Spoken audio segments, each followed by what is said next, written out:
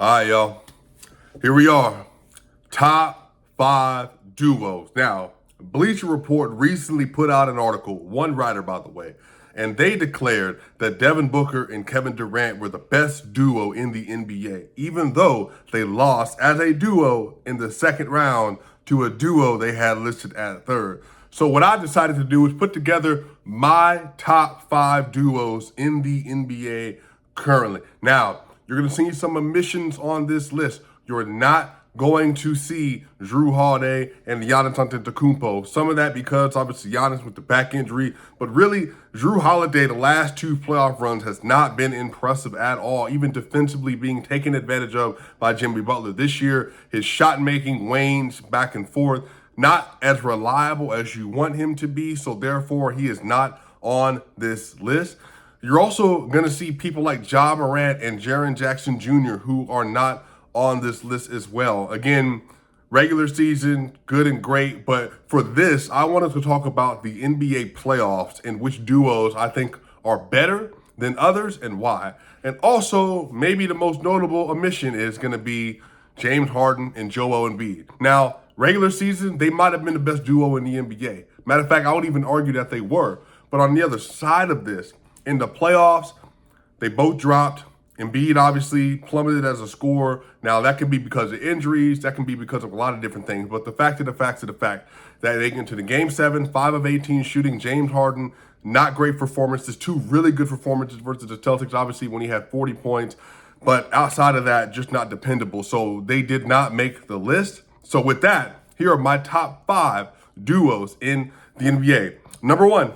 We got Jason Tatum and Jaylen Brown. Both of them are all NBA basketball players. Jason Tatum was first team All-NBA this year. Jaylen Brown was second team All-NBA. Both played a lot of games this year. They're extremely dependable. Both are very good shot makers. Jason Tatum is in another tier than Jaylen Brown, but Jaylen Brown's ability to get to the rim is something special. And also, when his shot is there, his ability to hit open shots, Jason Tatum is one of the best spot-up shooters in the NBA. Not a lot of people know that about his game. He's a good post player. He can get to the rim. Now, shot variance, all of that, because he takes so many three-pointers, it shows off his shot profile. His efficiency goes down. But Jason Tatum, for me, is one of the 7 best players in the NBA. He continues to perform in expectations up to the playoff level, even in Game 7. He had 51 points in the Game 7 in the second round versus the Philadelphia 76ers after also scoring, I think, 16-plus points in the fourth quarter of Game 6 in order even just to get it to a Game 7. And Jaylen Brown has a lot of really, really good moments as well. Not a player you love in a playoff setting consistently, but again, he has a lot of good playoff performances as well. But they're going to be at 5 on my list. Number 4, some people might be surprised at this. I got Jimmy Butler and I got Bam Adebayo. They've been to 3 Eastern Conference Finals in the last 4 years. I really shouldn't have to say too much more. They're one of the best defensive pairings in the NBA by far. Jimmy Butler is one of the best roamers and helpers and on-ball defenders in a playoff setting that you can have. And then also Bam Adebayo, one of the best one-on-one defenders, team defenders. He can play up at the level on the screen. He can switch extremely well. He can guard to the hole. Now, he's not an immense shot blocker, but fine, right. He does everything else at a really, really high level. Jimmy Butler, his scoring, it can have its peaks and valleys, but again, 56 points in the first round versus Giannis Antetokounmpo and Jrue Holiday, that was something special. You're not going to see that kind of performance often, and he was able to pull that out. And Bam Adebayo's defense versus Giannis was extraordinary. He was a 20-10 player this season. Now, in the NBA Finals, they haven't yet been able to overcome. They obviously had a couple drops this year. Both of them were at about 50% true shooting in the NBA Finals this year. But defensively, they were great. They by far were the toughest defense that the Denver Nuggets had to play over the course of their run. So for me, they're at 4. I think Jimmy Butler is arguably a top 10 player. Bam Adebayo is about a top 25 guaranteed, top 23 player in the NBA. And they both do a lot of really special things. And they're really, really good together. So Jimmy Butler and Bam Adebayo at 4. At number 3, I got LeBron James and Anthony Davis. Now, this is one I was a little torn on because I would argue they could even be number 2 on my list, and I wouldn't be mad if you put them there. But LeBron James and Anthony Davis together, they had the best defense in playoffs period. And it wasn't close. Anthony Davis's ability to be a roamer, to be a play finisher, the vertical spacer that he is, and he is not a great jump shooter at this point in his career. And he wasn't even a great ISO scorer, and he still can give you 22 points a game over a playoff run on good efficiency just because of how dangerous he is as a vertical spacer and play finisher. And even when he gets into the floater range a little bit. LeBron James is LeBron James. Again, he obviously is being hampered by the foot injury, ankle injury. He's obviously getting older, 38 years old, but LeBron James was special. Before the injury, he was averaging about 29, 30 points a game and 6 rebounds and 6 assists as well. Like the way he was playing, mad efficient. He gets to the rim still at a very high level. His shot can come and go. Again, everybody remembers in the Western Conference Finals and in the second round, he wasn't hitting threes in the fourth quarter. A lot of that had to do with the fact that his body, once he got to the fourth quarter, that lift wouldn't be there. But as you saw against Xavier Tillman, he went to the rack, got a shot right over him to the rim, and won the game. I mean, LeBron James still has the ability to rise when needed, as noticed by the 31 points in the first half of Game 4 in the Western Conference Finals. Anthony Davis led the NBA in stocks in the playoffs. He was by far the best defender in the playoffs as well. So shout out to Anthony Davis and LeBron James. I would not be upset if you had them higher on this list. Next, number 2, best duos in the NBA, Devin Booker and Kevin Durant. Now, the reason why I have them there is that Kevin Durant averaged 30, 10, and 5 in the second round, and people said he had a bad series. That's the level that Kevin Durant is playing at. Devin Booker, the first 9 games of the playoffs, had the most efficient volume scoring start to the playoffs ever, basically. Ever. At least since Michael Jordan. He was averaging around 36 points per game on like 70% true shooting. And it was on contested pull-ups, contested twos, mid-range shots, his three-pointer. Everything was blazing for Devin Booker.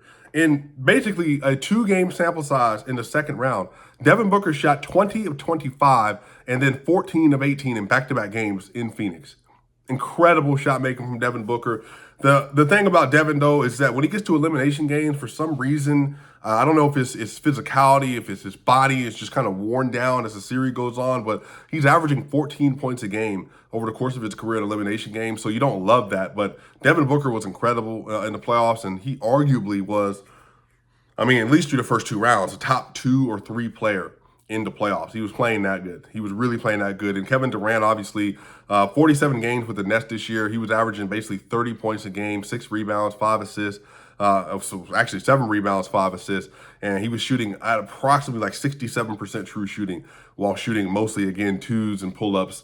And just his shot profile was incredible. And his ability to go to the line, shooting 90% at the line as well. You're not going to find combinations like that. So Devin Booker and Kevin Durant, the reason why I have them where I have them is because their ability to get to their spots and their ability to elevate and rise and also make shots at a high level in a playoff setting means a lot. Now, if you want to put LeBron James and Anthony Davis there because of the two-way value, simply because they anchored the best defense and also were plus offensive players, wouldn't have an issue with that at all. But I got Devin Booker and Kevin Durant as the number 2 duo in the NBA. And number 1, goes without saying, the NBA champions, Jamal Murray, Nikola Jokic, best duo in the NBA. Now, the interesting thing about this is a lot of people seem to be kind of arguing about this, but it's because of Jamal Murray. Well, Jamal Murray just averaged 26 points per game, 7 assists, and 5 rebounds while shooting 47, 39, 93, 92 from the free throw line. He had a 58% true shooting. Do you know Jamal Murray, over the course of his career, is one of the only players in NBA history to average 25, 5, and 5 on 39% from 3 and 90% from the line? Do you know who the other players are over the course of one run? It's Larry Bird and Steph Curry. And Steph Curry's done it 3 times. Averaged 25, 5, and 5 on 39 and 90 from the free throw line. That's incredible. And Jamal Murray did that. Jamal Murray's shot making was insane. He had a 41-point barrage or 40-point barrage versus the Minnesota Timberwolves in round 1 in game 2. He had some haymakers he was throwing at Devin Booker and Kevin Durant in round 2. Minnesota round 1, he had that 40-point game in game 2. And then in round 2, haymakers versus Kevin Durant and Devin Booker. And then in the Western Conference Finals, he averaged 32.5 points per game on 50, 40, 90. The first player in a conference finals average over 30 on 50, 40, 90 splits ever. And then obviously you have Nikola Jokic. Over the course of the entire playoff run, he averaged 30, 13, and 10 on 63% true shooting.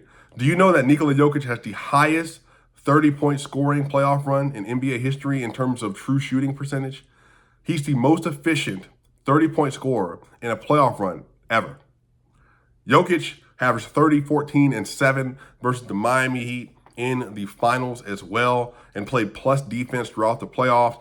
As a pick and roll defender, he only gave up 0.74 points per possession as the pick and roll defender this playoffs, and he shot 46% from three over the course of the entire playoff run. So those two together have a very symbiotic relationship. They're able to play off of each other. They can screen for each other. They can run a lot of split actions. They can cut off ball. They can run pin downs. They can run the Iverson cut across the lane. They can do anything. And the way they're able to fix it and make it work and make Aaron Gordon and Michael Porter Jr., Kentavious Caldwell-Pope and Bruce Brown and Christian Brown and Jeff Green, make it all work. They are by far, for me, the best duo in the NBA, simply because in a playoff setting, there's not much you can do to stop them. And they've proven that time and time again, and they proved it on the way to an NBA championship. And just even the raw data suggests that this is one of the most dominant duos that we've ever seen. This is the first time in NBA history two players have both averaged 25, 5, and 5 over the course of an entire playoff run. It's never happened before until this year. But y'all, let me know what y'all think. Do these make sense as the top 5 duos in the NBA? How would you change the list? Would you reorder it? Would you put somebody else there? Let me know what y'all think in the comment section. Hey, Mile High Sports, make sure y'all subscribe. Make sure y'all subscribe to the Swipa Cam platform as well. Hey, Swipa Gang, Mile High Sports. I will see y'all soon. And we out.